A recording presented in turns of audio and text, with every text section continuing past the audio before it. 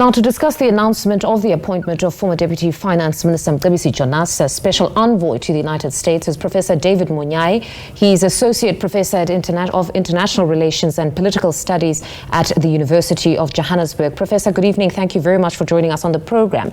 Now, many had expected or been waiting for an announcement on Ibrahim Rasool's replacement as ambassador, but the presidency has decided to go this route first. Your initial reaction to that announcement of Mcebisi Jonas as the Special Envoy to the U.S.? I think the president is working on wait-see process, given that there are a number of issues that are still unresolved in the relation between the two countries. But then it most certainly is a mammoth task, as many have said, because it's not lost on the public in what state our relationship with the United States is at now. Many have argued that the narrative around discriminatory land policies is really a fig leaf to hide behind.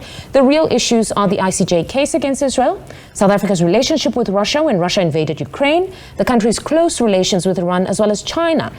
Now, this is our foreign policy. One assumes it stands. So what room would Mr. Jonas have to maneuver here? Is it really about the identity of the person or the message that will be communicated in the United States? I think the presidential spokesperson put it quite clearly. His main role is to set and reset the relationship. It talks about talks, finding the key stakeholders in preparation for the appointment of a full ambassador, and keep talking. In situations such as this, it is important to keep on talking with the United States. But as you rightly put it, South Africa's progressive internationalism stands 100% opposite what President Donald Trump stands for and advocating. It doesn't mean that President Trump would make South Africa abandon its total foreign policy. It's impossible. And I wonder what a special envoy would do to undo these sharp differences between the two countries. But nonetheless, the business of diplomacy must continue. And I think there is room to talk and find each other on certain specific areas and draw boundaries in terms of protecting South Africa's sovereignty and its overall foreign policy. But some argue that President Donald Trump is not a career politician, so the diplomacy goes out the door when it comes to him. Even the way he spoke, and we heard last week when he spoke about people kissing his ass, not very diplomatic in his speech either. So in most instances, one wonders if he would still respect the bounds of a sovereign state to say, this is our foreign policy, it's non-negotiable. Or really he does expect countries who want to benefit from America to align their interests with those of the United States. I think it's a question of the special envoy going with a clear mandate in terms of what is it that South Africa can give in.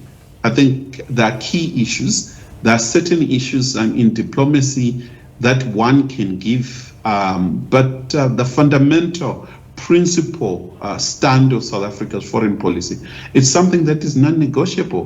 One cannot, for instance, give in on the question of dropping the case, the ICJ case, nor can one expect South Africa to pull out of BRICS. So these are some of the core issues. So if President Trump continues demanding that South Africa abandon its foreign policy, it will be quite problematic, and I doubt very much if the special envoy will do anything at all.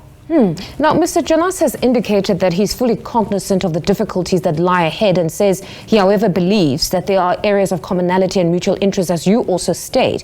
But he has also gone on to plead with the nation to be patient. But the President of the United States moves with great speed. Any day we can wake up to a new world. As it stands, we have 90 days to strike a deal that will have profound implications on our trade with that country. Can we afford, honestly, to approach the issues with America at a slightly slower pace? No, we can't. I think there must be a multi-pronged approach, have a very high-level technical team working on perhaps striking a new trade deal, given the fact that AGOA is dead in the water.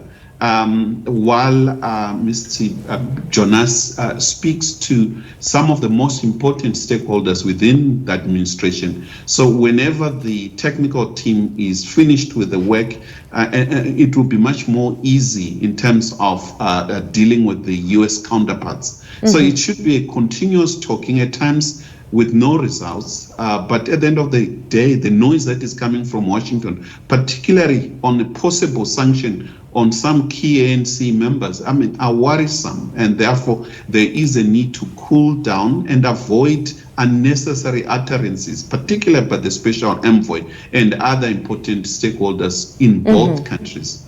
And then broadly speaking, though, the strategy employed now, where we have talks about talks, where we've heard even from some like Stravos Nicolau a bit earlier on reacting to that announcement of Mcebisi Jonas, saying this is really taking Mcebisi Jonas to go and lay the foundation for the ambassador. Do you think that this is a good strategy to do it this way? It might result. One is also thinking that behind the scene there might have been some discussions, and therefore I think the appointment really speaks to somehow meeting of the two sides, and therefore I think he is the most appropriate person. I know him very well. He is the most able and a clear diplomat. However, the structural issues beforehand are quite burdensome for him to really dismantle in a short space of time. And therefore, I think the best way is to keep on talking, but more fundamentally, a technical team and the appointment of an ambassador, I think will make more sense in my view. Professor, I suppose it's in the best interest of all South Africans to wish him well on this mammoth task, but thank you very much for your time this evening. That's Professor David Monyae. He's Associate Professor of International Relations and Political Studies at UJ.